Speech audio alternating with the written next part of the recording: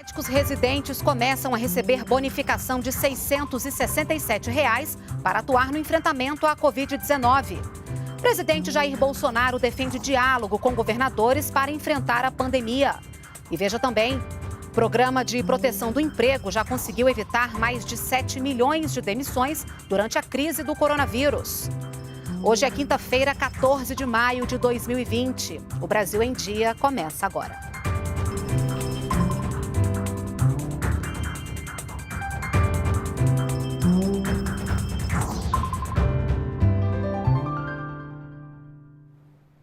São 9h45. Nós estamos ao vivo também pelas redes sociais. Médicos residentes começam a receber uma bonificação para atuar no enfrentamento ao novo coronavírus. Vamos saber os detalhes, então, com a repórter Daniele Popov. Ela está lá no Palácio do Planalto. Oi, Dani, bom dia. Oi, Renata. Pois é, isso mesmo. Bom dia para você, bom dia a todos.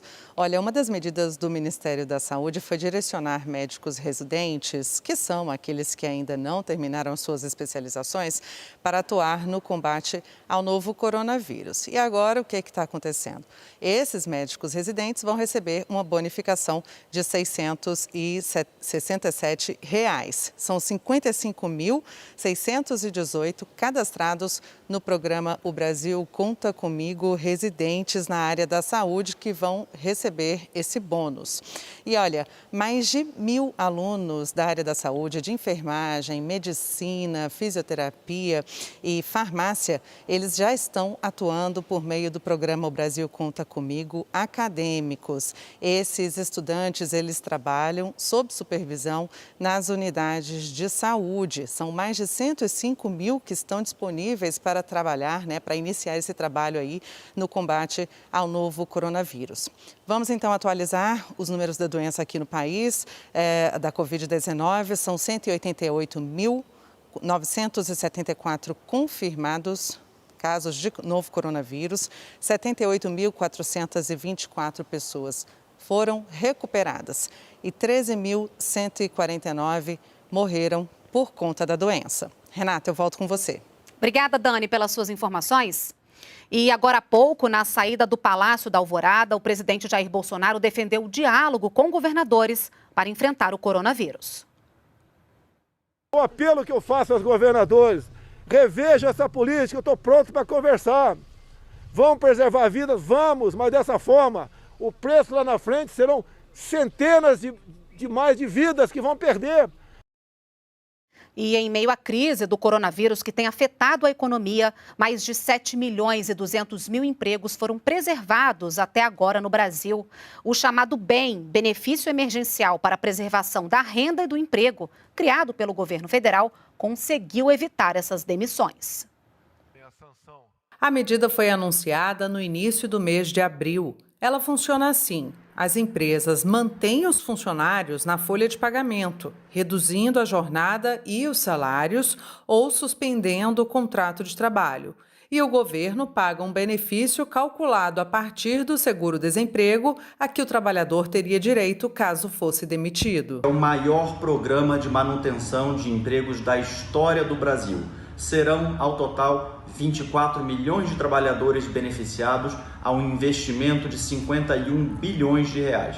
As empresas que optarem pelo programa se comprometem a não demitir durante a pandemia e por 2 meses após a crise. Foi o que fez este tabelião de um cartório no Distrito Federal que adotou a suspensão dos contratos de metade dos funcionários. Essa medida tornou possível a manutenção desses empregos e nós consideramos, uma das mais importantes, talvez a mais efetiva medida que foi adotada para ajudar empregados e empregadores durante a pandemia. Afonso é escrevente e sabe que seria difícil manter os empregos se não houvesse o benefício emergencial. Graças a Deus eles tiveram essa atitude, porque eu mesmo tenho alguns amigos familiares que as empresas não tiveram essa ação, não tomaram essa ação e acabaram demitindo os funcionários. Então nós temos que agradecer por eles terem optado por essa atitude, ao invés de demitir parte dos funcionários. O valor a ser pago vai de R$ 261,25 até R$ 1.813. Até o momento, o programa assegurou mais de 7 milhões de empregos. 54,5% deles estão na região Sudeste, 19% no Nordeste, 15,7% no Sul, 6% no Centro-Oeste e 4,7% na região Norte. E a equipe econômica do governo prevê queda do Produto Interno Bruto, que é a soma de todas as riquezas produzidas no país neste ano. A estimativa representa os impactos da pandemia do coronavírus na economia brasileira.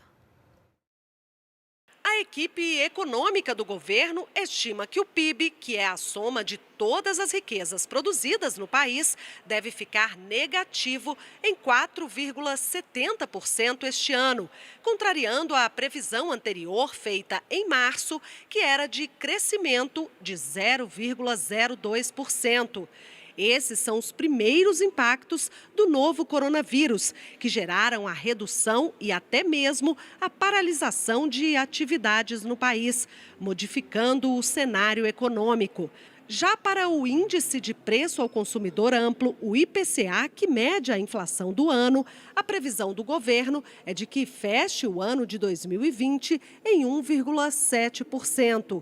Os dados são do Boletim Macrofiscal da Secretaria de Política Econômica de maio.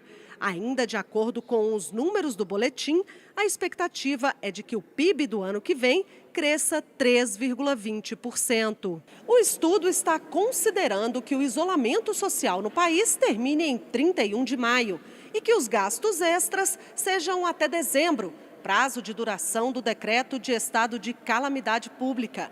Para a equipe econômica do governo, será preciso disciplina para equilibrar as contas. A intenção é de uma disciplina fiscal intensa para que esses gastos sejam temporários, sejam contidos em 2020, que eles não se espalhem dentro do possível, dentro do controlável, para anos à frente, para 2021, 2022. Novas regras sobre a responsabilização de agentes públicos no combate à pandemia da Covid-19. Vamos ao Rio de Janeiro, o repórter Maurício de Almeida explica pra gente. Maurício, bom dia.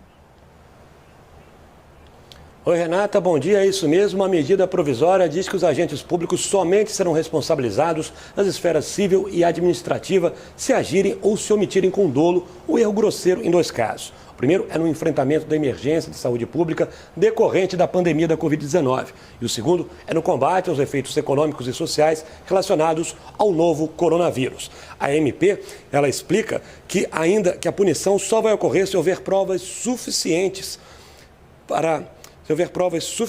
só um segundinho, desculpa.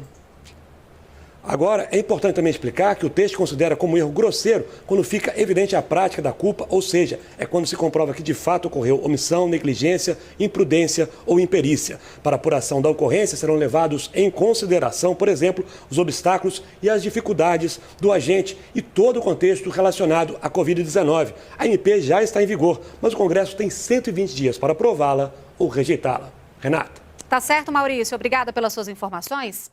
O Enem deste ano já tem cerca de 2.400.000 inscritos. A versão impressa já registra mais de 2.200.000 inscrições e outras 95.000 pessoas optaram pelo Enem digital. E o Ministério da Educação já divulgou as datas de inscrição dos principais programas de acesso ao ensino superior no país. Os programas utilizam a nota do Exame Nacional do Ensino Médio, o Enem, para o acesso ao ensino superior em instituições de ensino públicas e privadas. O Ministério da Educação divulgou o calendário para o 2º semestre. As inscrições do SISU, o Sistema de Seleção Unificada, vão de 16 a 19 de junho. Já para o programa Universidade para Todos, o ProUni, de 23 a 26 de junho. E as datas para concorrer ao Fundo de Financiamento Estudantil, FIES, vão de 30 de junho a 3 de julho de 2020. Para se inscrever no SISU, é preciso ter obtido uma nota acima de 0 na redação do Enem. Já quem estiver de olho no financiamento estudantil ou concorrer a bolsas parciais ou integrais em instituições privadas pelo ProUni, precisa ter média de pelo menos 450 pontos no Enem e não ter zerado a redação.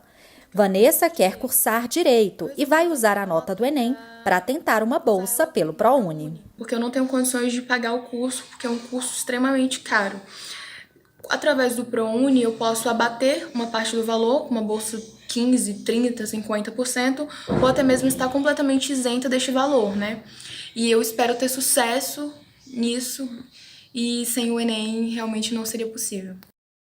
Um reforço no caixa de escolas de todo o país deve garantir a alimentação das crianças durante a pandemia e também a aquisição de produtos de higiene para preparar o retorno às aulas com segurança.